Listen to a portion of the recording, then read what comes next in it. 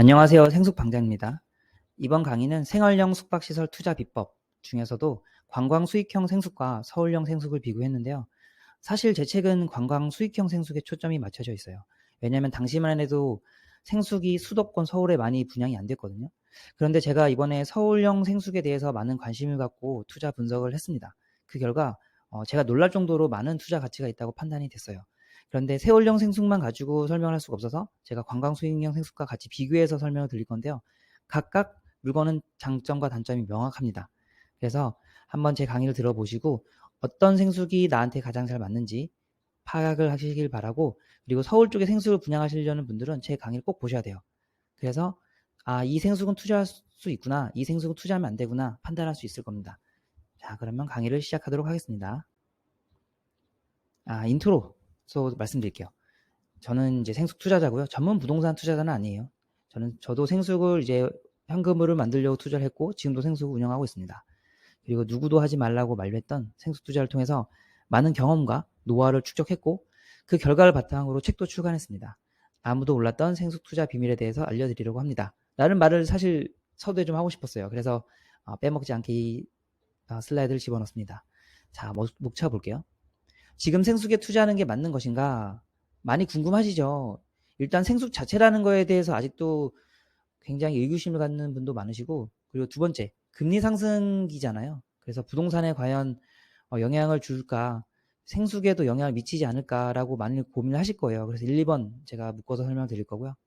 3번, 물건을 비교했을 때 나는 왜 생숙을 선택했을까? 상가도 있고 오피스텔도 있고 많잖아요. 근데 왜 저는 상가나 오피스텔을 사지 않고 생숙을 샀을까에 대해서 설명을 드립니다. 비교 분석하시면 아마 깜짝 놀라실 거예요. 생숙에 이런 장점이 있구나 라고 많이 아실 겁니다. 그리고 네 번째, 관광형 생숙, 서울형 생숙인데 관광형 생숙은 또 서울형 관광 수익형 생숙이라고도 하죠. 아무래도 수익률에 많이 초점을 맞춘 생숙인데요. 그래서 수익률도 굉장히 높아요. 다른 부동산 투자 물건에 비해서. 하지만 수익률이 갖고 있는 분석의 장단점도 있어서 제가 서울형 생숙을 통해서 그 부분을 설명을 하려고 합니다. 그래서 결국은 관광형 생숙의 장단점, 그리고 서울형 생숙의 장단점, 그리고 미처 알지 못했던 투자 가능성까지도 설명을 드릴 거고요. 5번째, 누가 분양받아야 할까? 그러면 생숙을 분양받아야 되는 분, 사야 되는 분들은 누구일까요? 제가 설명을 드립니다. 6번째, 수익률과 가치를 만드는 생숙 방장. 저는 유명 위탁 운영사가 여기 생숙은 수익률이 한 2, 3%밖에 안 나와요. 이렇게 분석했던 생숙도 제가 한 3, 4배 이상으로 수익률을 만들었거든요. 제가 직접 운영하는 건 아니고 제 노하우를 바탕으로 위탁 운영사 선정도 하고 운영할 때 많은 또 코멘트도 했어요. 그 결과 수익률이 굉장히 좋은데 그런 사례를 간단히 공유하겠습니다. 자, 첫 번째 목차였죠. 지금 생숙에 투자하는 게 맞는 것인가? 저는 굉장히 단순하고 심플한 사람인데요. 시대에 맞는 키워드에 투자하는 게 맞는 것 같아요. 예를 들면 30년 전 자동차죠. 이거는 투자의 목적은 아니지만 일단 키워드 개념을 이해하기 위해 설명드린 건데요. 30년 전에 이제 현대차를 샀어요. 그 당시에 굉장히 희귀했잖아요. 근데 지금은 1세대 1 자동차라고 할 만큼 굉장히 흔해요.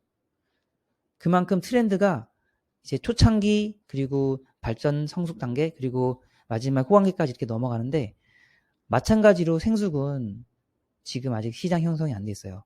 그런데 자동차랑 생숙의 차이점은 뭐냐면, 자동차는 수요가 늘어나면 공급도 그만큼 받쳐주잖아요. 사람들이 자동차를 많이 사고 싶어 하면 그만큼 공급량도 늘어요. 그래서 어느 정도 가격이 올라가다가 더 이상 올라가지 않는데, 물론 더 올라가려면 이제 고급화되고 신기술이 적용되면 되겠지만, 기본적으로 수요 공급 법칙이 적용이 돼요. 하지만 부동산은, 생숙은 수요만큼 공급이 즉각 반응하지 않아요. 더군다나 지금 생숙은 가장 저평가되어 있는 구간이라고 생각을 하거든요.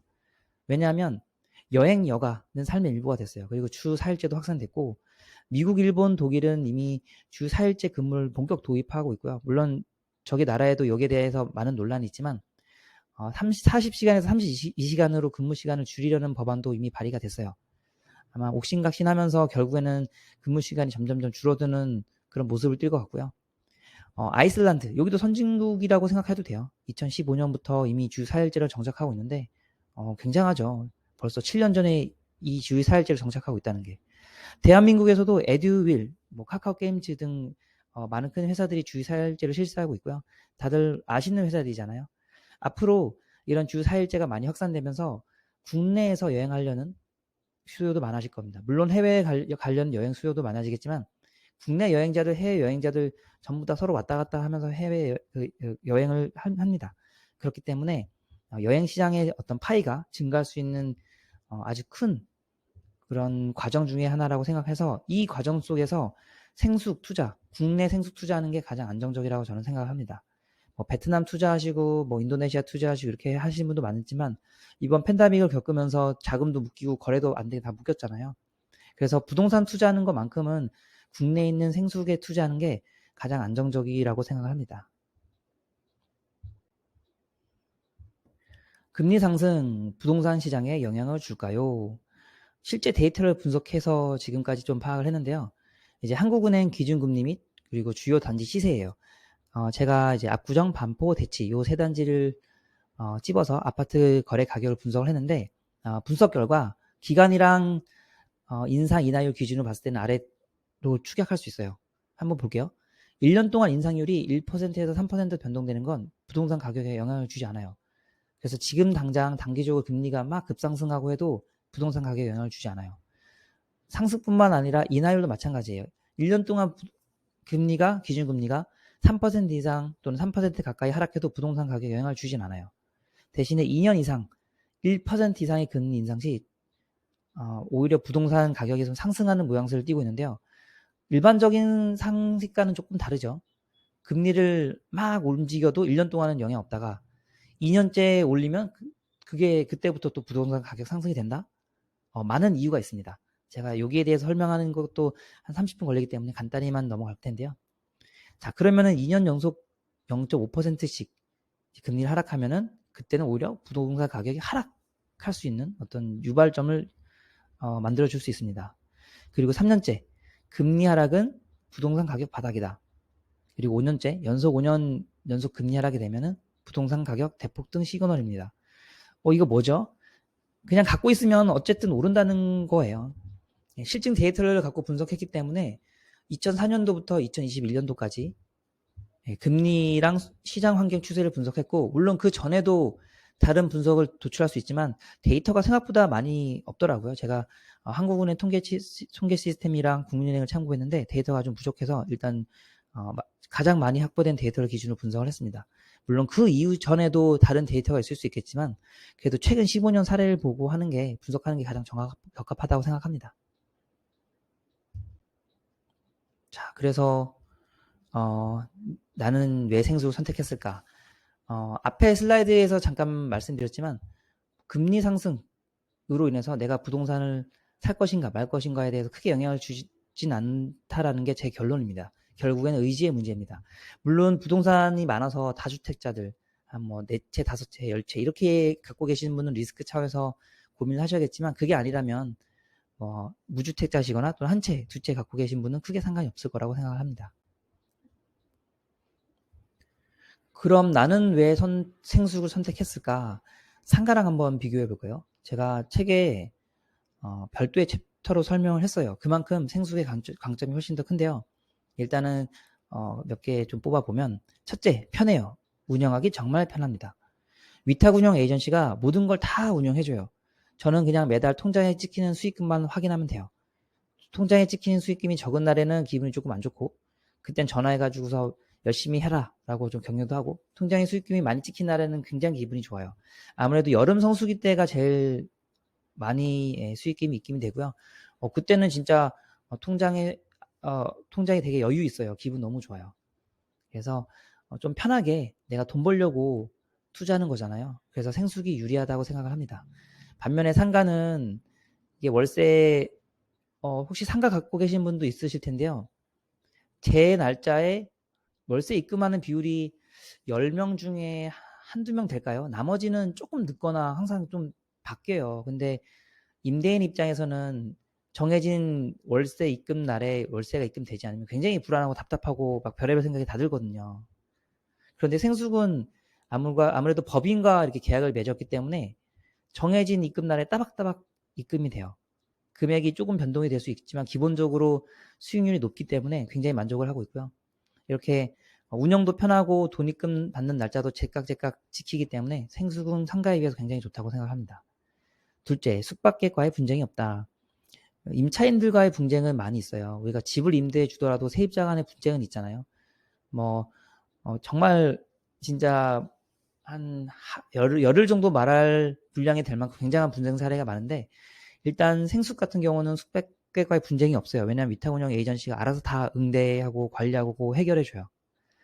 반면에 상가는 이제 악성 임차인이라고 하기 조금 제가 좀 말이 셀 수가 있는데, 임대인 입장에서 보면은 굉장히 괴롭힘을 주는 임차인이 있을 수 있어요. 그렇다 하더라도 할 수 있는 게 사실 없어요. 임대인에 대한 권한이 계속 많이 제한되고 있어요. 오히려 임차인에 대한 권한이 많이 증가되고 있어서, 저는 이런 말도 해요. 상가의 임대인은 임대료 호소인이라고 또 제가 우스갯소리로 말을 하는데, 그만큼 재산권 행사를 하기가 힘들고 월세를 받기가 굉장히 힘들어요. 어떤 상황도 있냐면, 월세가 1년 미납돼도 맘대로 내보낼 수 없어요. 명도소송이나 이런 과정을 거쳐야 되고 판결을 받아야 돼요. 변호사 선임해서 명도소송해야 되는데 수개월에서 수년 걸려요. 이동안 은행이자, 상가 살면서 받았던 은행이자 어떻게 갚을 거예요? 그리고 상가의 관리비 그거 누가 낼 거예요? 전부 다 임대인이 내야 돼요. 안 그러면 나중에 쌓여가지고 다 벌금 물어요.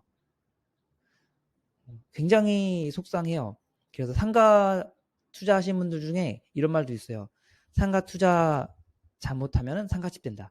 이제 그만큼 굉장히 어려운 상가 투자인데, 이제 분양하거나 아니면 거래하시는 중개사분들은 굉장히 쉽게 말하잖아요. 제가 보기엔 상가만큼 가장 투자가 어려운 건 없는 것 같아요. 오히려 땅보다 상가가 더 투자하기 어려운 것 같아요.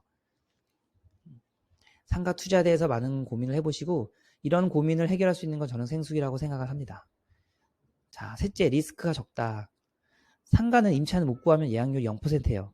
그냥 공실이잖아요. 반면에 임차인을 구하면 공실이 없어요. 예약률로 치면 100%인데, 생숙은 예약률 범위가 50%에서 96.77%, 그리고 월 평균 예약률이 78.6% 이렇게 나와요. 이거는 제 생숙 예약률 기준이고요. 이 데이터는 책에 그대로 나와 있습니다. 여기서 우리가 코로나랑 아니면 불가항력적인 리스크가 있잖아요.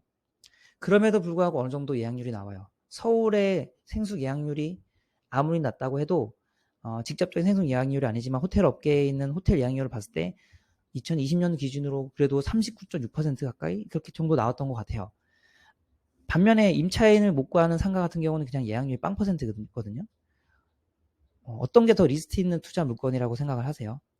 생숙은 아무리 경기가 안 좋고 역병이 돌고 해도 예약률은 조금 나와요. 기본적으로 3, 40%.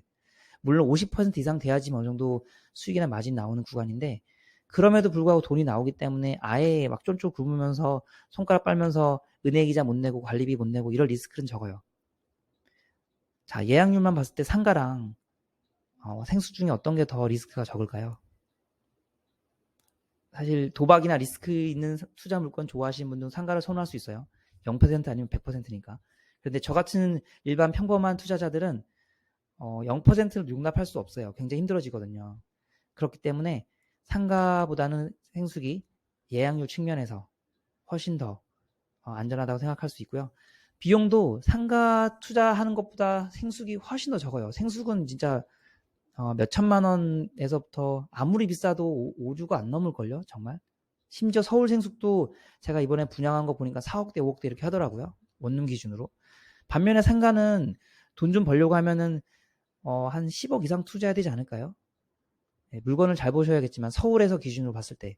그래서 토지 초기에 투입되는 돈을 비교했을 때 생숙이 리스크가 가장 적기 때문에 저는 생숙이 상가보다 훨씬 더 좋다고 생각을 합니다. 저도 생숙, 상가 둘 다 갖고 있어서 정확하게 말씀드릴 수 있습니다. 오피스텔이랑 비교를 해볼게요. 수익률 출명 분석에서는 뭐 상가랑 오피스텔이랑 뭐 분석하는 방법은 유사한데요. 뭐 수익률이 같다 적다가 아니라 분석하는 방법이 유사하기 때문에 제가 설명을 안 드리겠습니다. 그런데 제가 실거주 측면에서 설명을 드릴 거예요. 이거는 경험하지 않은 분들은 몰라요.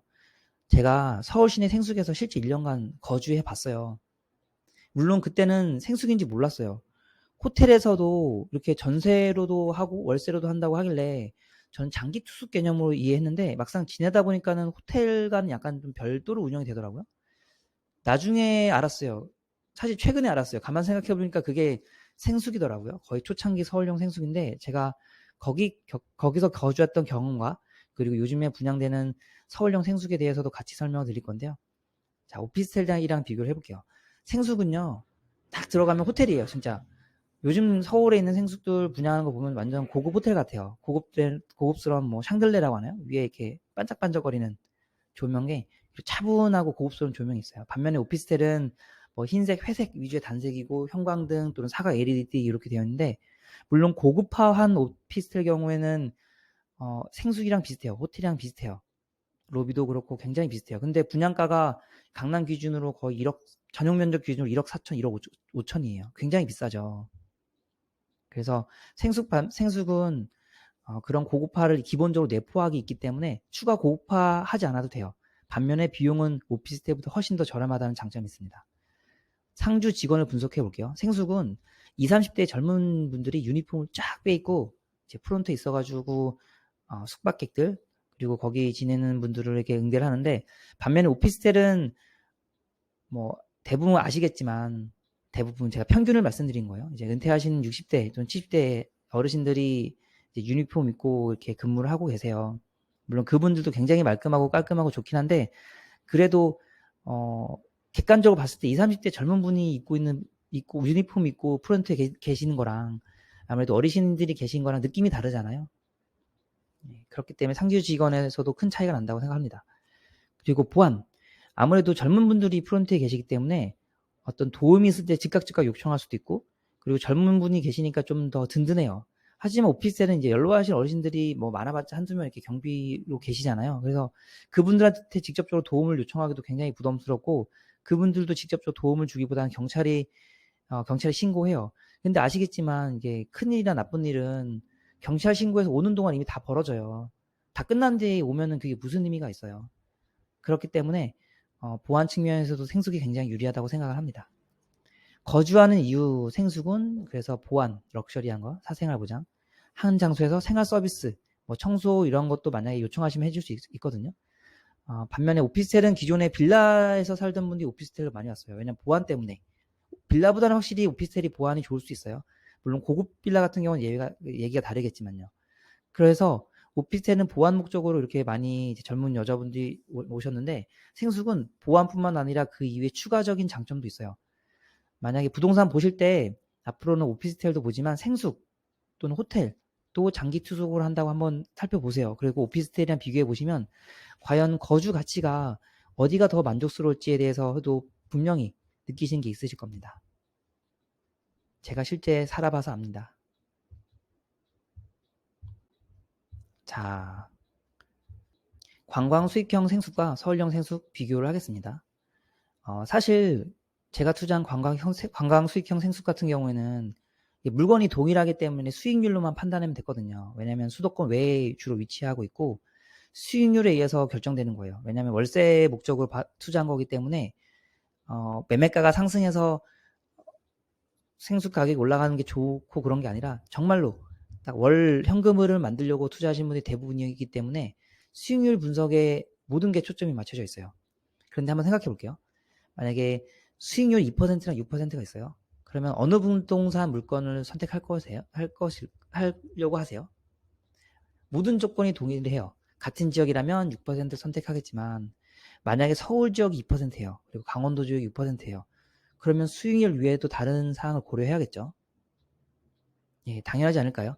서울에 있는 강남 쪽에 있는 상가 수익률은 2%, 3%그 정도가 나오고요. 그리고 서울 외에 있는 수도권 지역에서는 상가 6%, 7% 수익률 나오는 데도 굉장히 많아요. 근데 투자하려고 하면은 고민이 되잖아요. 금액도 금액이지만 미래 가치도 고려를 해야 되니까. 그래서 서울형 생숙을 투자하려고 했을 때는 수익률뿐만 아니라 다른 조건도 비교해 보셔야 돼요. 자, 제가 여기 정리해 놨는데 한번 읽어볼게요. 2번 관광 수익형 생숙은 오로지 수익률만 분석한다. 왜냐하면 수익률 이외의 모든 투자 조건이 거의 비슷하기 때문이다. 주로 수도권 지역 외곽에 위치하며 관광산업 종사자 비중이 높다. 관광 수익형 생숙을 말하고 있습니다. 서울에 비해 매매 차이 목표의 투기 수요 및 실거주 요인이 부족하다. 아무래도 여행을 하려는 분이 많지 1년, 2년 장기로 거주하시는 분들 비율은 상당히 낮을 거예요. 수익률이 낮으면 생숙 가치에 직접적으로 영향을 준다. 관광 수익형 생숙은 수익률로 모든 게 결정이 돼요. 그렇기 때문에 그래요. 왜냐하면 땅값이 많이 오를 거라라는 그런 예상치보다는 월세가 얼마 나오냐가 주로 관심을 갖고 있는 영역이기 때문에 그렇습니다. 그리고 오로지 한 개의 투자 가치 판단 분석 도구이기 때문이다. 예, 아까 말씀드렸던 수익률만 가지고 분석하기 때문에 그렇고요. 반면에 서울형 생숙을 분석하려면 4가지 투자 도구들이 필요해요. 분석 도구들이 필요한데 수익률, 분양가, 그리고 매도 차익 여부, 황금성 이렇게 4개를 보게 됩니다. 다음 슬라이드 넘기면서 자세히 설명드리겠습니다. 제가 서울형 생숙을 분석할 때 여러 가지 조건이 있다고 말씀드렸는데 그렇다고 수익률을 관과하자는 건 아니에요. 수익률도 굉장히 중요합니다. 그래서 제가 자료를 갖고 왔는데요. 자, 2015, 16, 17, 18, 19년에서 예약률 한번 볼게요. 이 자료는 이제 한국 호텔업 협회에서 따온 자료고요. 생숙은 아니고 시중에 있는 호텔의 분석 자료인데요. 어차피 생숙과 호텔 모두 여행 관련 업이기 때문에 예약률 비슷하다고 생각을 합니다. 그래서 유의미한 데이터를 도출하기 위해서 제가 갖고 왔고요. 볼게요. 1위가 계속 서울이에요. 2015년부터 19년도까지. 예약률 한번 볼까요? 2015년도에는 68.96, 2016년도에는 75.35, 2017은 68.97, 2018에는 72.76, 그리고 2019년도에는 78.15인데요. 조금의 변동폭은 있지만 그래도 꾸준히 상승하는 트렌드라고 제가 좀 예측을 하고 있는데 어마어마하죠. 보통 여행업계에서 예약률 5, 60%만 돼도 평균 1년 예약률 50%, 5, 60%만 돼도 특히 60%만 돼도 굉장히 잘 됐다고 하는데 서울은 당시에 방이 없어서 난리였어요. 그러다가 2020년도에 뚝 떨어졌어요. 거의 13이죠. 36.21%까지 떨어졌어요. 이게 코로나 때문에 그렇거든요. 코로나가 왜 서울 숙박률에 영향을 줬을까? 제가 한국 관광 통계에서 있는 자료를 따왔는데요. 방한 외래 관광 추이예요. 보시면 2019년도까지 쭉 증가하다가 2020년도부터 뚝 떨어졌어요. 2021년도까지 뚝 떨어졌어요. 자, 서울형 생숙의 예약률은요. 이거는 외국에서 오는 관광객 수에 따라 달라져요. 자, 코로나가 천년만년 할까요? 이제 올해 아마 끝날 거예요. 이미 우리나라 외에 다른 유럽이나 이런 외국에서는 거의 많이 풀어지고 있고요. 그리고 어느 역병이든 이렇게 3년 이상 가는 경우는 거의 없다고 해요. 그렇기 때문에 올해부터 예약률이 폭증할 것 같아요. 자, 그러면 생각을 해봅시다, 여러분. 지금 생숙기 분양가든 매매가든 가장 비싼 가격일까요? 가장 싼 가격일까요? 특히 서울형 생숙 같은 경우는 아마 제 생각인데 지금이 가장 가격이 저렴한 기간이라고 생각을 해요. 왜냐면은 실제 지금 예약률이 되게 낮잖아요. 굉장히 30%예요. 그런데 관광객이 원래대로만 돌아오면은 예약률 78%까지 껑충 뛰어요. 이번에는 뭐 분노 소비 이렇게 막 하잖아요. 여행을 오려는 수요가 굉장히 많기 때문에 78%가 아니라 저는 80%, 85% 이상까지 갈 수가 있을 것 같아요. 왜냐하면 코로나 기간 동안에 많은 호텔과 게스트하우스들이 문을 닫았거든요. 그래서 공급이 많이 부족해요. 그런데 부동산 짓는 시간보다 관광객이 한국으로 여행을 오는 시간이 훨씬 더 그 두 개 비교해 봤을 때 관광객이 한국으로 여행 오는 시간이 훨씬 더 짧거든요. 공급이 못 따라갈 거예요. 그래서 이러다가 2020년도나 2023년도에는 예약률이 설마 가능할까 하지만 90%도 넘을 수도 있을 것 같아요. 예, 그렇기 때문에 현재 서울형 생숙 가격은 분양가든 매매가든 굉장히 저평가된 구간이라고 생각을 합니다. 예, 제가 수익률 말씀드렸는데 굉장히 중요한 지표예요. 제가 실제 데이터를 가지고 분석한 자료입니다. 예, 그렇기 때문에 서울형 생숙에도 많이 주목을 해야 된다라고 말씀드리고 싶고요. 자, 크게 4개가 있어요. 수익률, 분양 최저가, 매도 차익, 황금성. 사실 분양 최저가는 여기 또 설명을 드릴 텐데 건설 원가가 굉장히 올라가고 있어요. 그래서 인플레이션으로 원자재 인건비가 폭등하고 있고 분양가가 일반적으로는 당연히 나중에 분양하는 생숙이 더 비싸겠죠. 그렇기 때문에 지금 분양하는 생숙은 굉장히 저평가됐다고 생각을 해요. 아마 제 추측인데 지금 분양하는 생수기든 아파트든 뭐 이런 물건들은 지금 분양가를 다시 취소하고 새로 신규로 높은 분양가를 하고 싶은 마음이 굴뚝 같을 거예요. 왜냐면 원자재 가격이 정말 많이 뛰었어요. 공사 현장이나 이렇게 인테리어 아니면은 건설 쪽 계신 분 아시겠지만 상상 초월이에요. 그렇기 때문에 아마 작년이나 올해부터 이제 분양 공고했던 분들, 아마 러시아 전쟁 전에 분양했던 단지들은 아마 이런 부분이 반영이 안 됐기 때문에 상대적으로 최저 분양가라고 생각을 합니다. 자, 주거지로서의 지인이 뭐냐?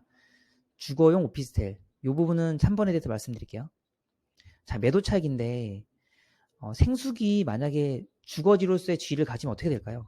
제가 말하는 주거지로서의 지위는 주거용 오피스텔 또는 아파트처럼 2년 보유, 2년 거주하고 했을 때 세법에서 혜택을 주는 1세대 1주택 비과세, 12억 이하 비과세가 되는 거죠. 를 적용받을 수 있을지 없을지에 대한 문제예요. 아직은 안 되고 있어요. 아직은. 물론 정확히는 결론이 아직 안 났기 때문에 애매모호한 상황인데요. 한번 우리가 볼게요. 오피스텔이요. 여러분, 오피스텔이 뭐에 합성어일까요? 오피스랑 호텔이 합성어거든요. 근데 외국 애들은 오피스텔을 잘 몰라요. 이거 우리나라에서 만든 것 같아요. 왜냐면 그 당시에도 집이 많이 부족하니까는 이제 오피스텔에다가 주거 목적을 할 수 있게 만들었거든요. 근데 실제 오피스텔에서 주거 목적을 많이 쓰는 분이 많으니까는 마찬가지로 집으로 간주해서 세금 혜택도 주잖아요. 주거용 오피스텔은 집처럼 똑같이 1세대 1주택 비과세 요건이 있어요. 하지만 생활형 숙박시설은 아직 안 돼요. 근데 뜻도 심지어 레지던스 호텔이라고 많이 하잖아요, 우리가. 이게 레지던스가 주거잖아요. 주거 목적의 호텔 이렇게 합성어인데 상식적으로 생각해보면 사무실을 집으로 쓰는 거랑 원래 주거 목적을 갖고 있는 정확히는 뭐 호텔 목적이죠. 어쨌든 업무용이 아니라 머물 수 있는 그런 공간에 지내면서 집으로 쓸 수 있는 거랑 어느 물건에다가 주거지로서의 지위를 주는 게 합리적이라고 생각하세요? 아니 사무실에서도 집으로 쓸 수 있는 지위를 줬다면 당연히 호텔로 쓸 수 있는 또는 주거 목적으로 거주할 수 있는 그런 물건에도 주거 목적으로 쓸 수 있게 허가를 해줘야 되는 거 아닐까요? 정말 상식적으로 생각했을 때요. 법이나 아니면 뭐 여러 정치 논리를 다 빼고서라도요. 그래서 저는 장기적으로는 생활형 숙박시설도 주거용 오피스텔처럼 주거지로서의 지위를 갖고 그리고 1세대 1주택 혜택을 좀 받을 수 있을 것 같아요. 물론 그렇게 되면 나중에 집으로 당연히 간주될 수 있겠지만 그럼에도 불구하고 저는 이런 세법적 혜택을 받을 수 있다고 생각을 합니다. 그런데 지금 나와 있는 서울형 생숙의 분양가나 아니면 지금 시중에 있는 생숙은 이런 주거 목적으로 쓸 수 있다는 게 반영이 안 돼 있어요. 저도 이렇게 할 수 있겠다 막연히 예상을 하지만 언제가 될지 모르겠는데 근데 아마 빠른 시일 내에 되지 않을까 생각을 해요. 왜냐하면 부산 지역에서는 지금 굉장히 뭐 국토부나 정부에 압박을 하고 있거든요. 왜냐하면 집으로 알고서 사신 분들이 굉장히 많아요. 물론 부산뿐만 아니라 다른 지역도 마찬가지인데 그런데 갑자기 입주하려고 하니까 집이 안 돼서 뭐 여러 가지 불이익을 받는다고 하니까 다들 굉장히 분노해하고 있거든요. 우리나라에서는 헌법도 있고 뭐 여러 가지 법률도 있지만 떼법이 좀 더 센 것 같아요. 사실 뭐 나쁘게 말해서 떼법일 수도 있지만 시장의 수요를 반영할 수 있는 그런 요건도 굉장히 많아요. 그렇기 때문에 시간이 문제지 주거용 오피스텔처럼 이런 생숙도 반드시 거주지로서의 위치를 갖고 그리고 세법적으로 혜택을 받을 수 있는 그런 상황이 올 것이라고 생각을 합니다. 자, 황금성입니다. 서울에 있는 부동산은 파는 게 아니라고 저는 생각을 해요. 갖고 있으면은 이제 버티면 어떻게든 오를 수 있다고 보는데 예를 들면 인플레이션 해지 목적도 있고 아무래도 투기 심리가 다른 지역보다 훨씬 더 커서 그래요. 자, 그래서 서울에 있는 생숙은 이제 이런 매도 가치도 충분히 있고 매월 현금 흐름도 만들어져요. 이렇게 어떻게 수익을 많이 내느냐는 사실 또 별개의 문제이긴 한데 운영의 묘미를 발휘해야 돼요. 이 부분은 제가 굉장히 강점을 갖고 있어서 나중에 문의하신 분께 제가 컨설팅도 좀 해드리는데 예, 황금성. 주거용 오피스텔 집처럼 쓸 수 있으니까 나중에 매도할 때 월세 소득도 나고 그 주거 목적으로 쓸 수 있으니까는 굉장히 가치가 많이 높아질 것 같아요. 물론 그렇게 되면은 이거를 어떻게 호텔로 볼 것이냐, 만약 집으로 인정이 되면 호텔로 볼 것이냐, 아니면은 집으로 볼 것이냐 그런 논란의 여지가 있겠지만 기본적으로 생숙은 호텔로도 할 수 있게 만들어졌기 때문에 저는 제 욕심은 두 개 다 인정해 줄 수 있는 그런 방향으로 갈 수 있을 거라고 기대하고 실제로 그렇게 가는 게 맞다고 봅니다. 대신에 오피스텔처럼 사무용으로 쓸지 아니면 주거용으로 쓸지 그거는 선택할 수 있는 있는 옵션이 소유주들한테 있다고 보는 게 맞습니다. 자, 그러면 누가 분양을 받아야 될까요? 일단 단기적으로 프리미엄 받고 팔려는 단기 투자자. 정권도 바뀌고 해서 부동산 규제가 예전보다는 많이 강화될 것 같지는 않아요. 그리고 예약률도 최저이기 때문에 저는 올해부터 예약률이 많이 올라갈 것 같아요. 뭐 폭등이라고 썼는데 그랬으면 좋겠다라고 생각을 해요. 왜냐하면 코로나가 끝나서 외국 관광객이 많이 왔으면 하는 바람도 있거든요. 근데 실제로도 많이 증가하고 있어요, 지금. 그래서 아마 올해 내년에 생수 가격이 많이 오를 것 같고요. 또는 생수 매수 5년 이내 보유 목적. 한 5년 이내는 그래도 주거지로서 인정을 받지 않을까 생각을 합니다.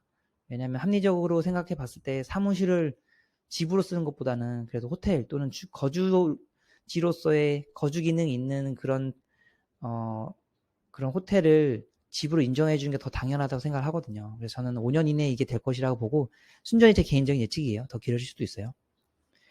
자, 10년 이내 장기 보유 선호. 5년 안 되면 10년은 되지 않을까요? 10년 이내에는. 네.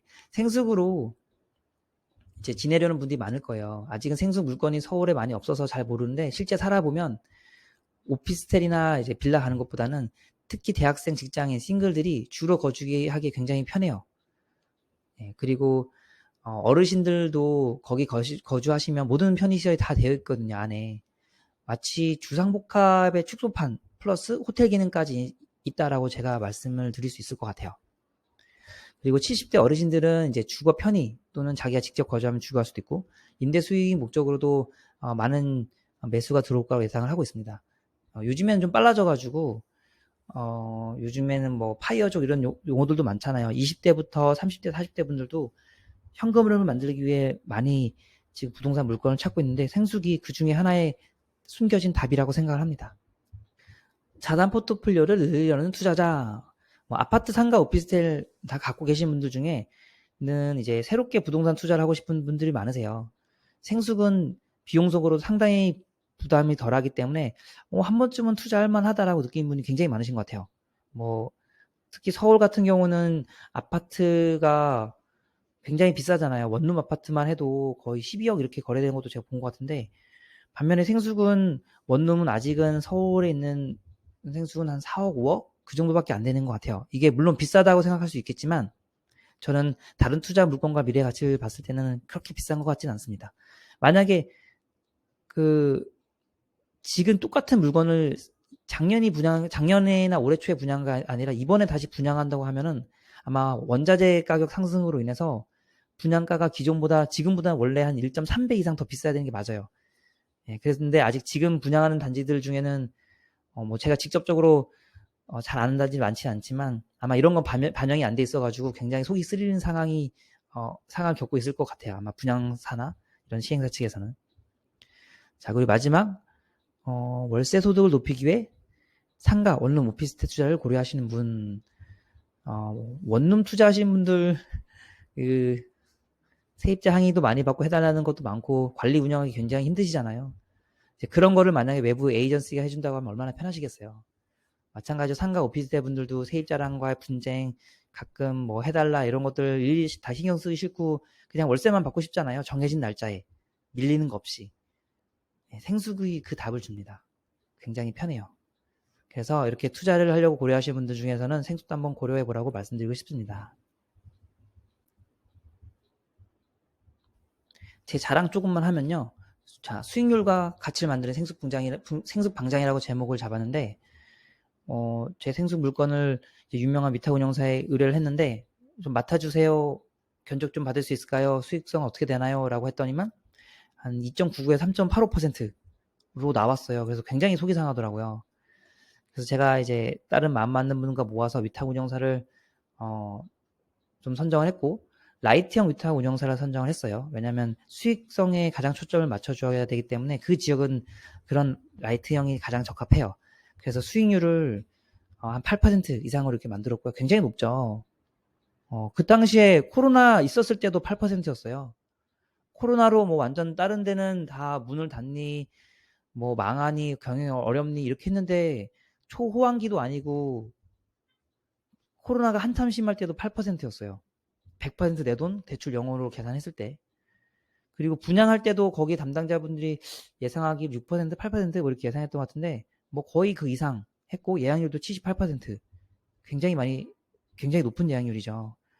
네, 그렇게 제가 달성을 했습니다. 그래서 유명 위탁 운영 업체에 비해서 수익률은 2.7배, 예약률 1.75배 높게 이렇게 달성했고 저만의 좀 노하우가 있어요. 그래서 돈 되는 생수 건물, 돈 안 되는 생수 건물 이건 제가 정확히 판단 가능합니다.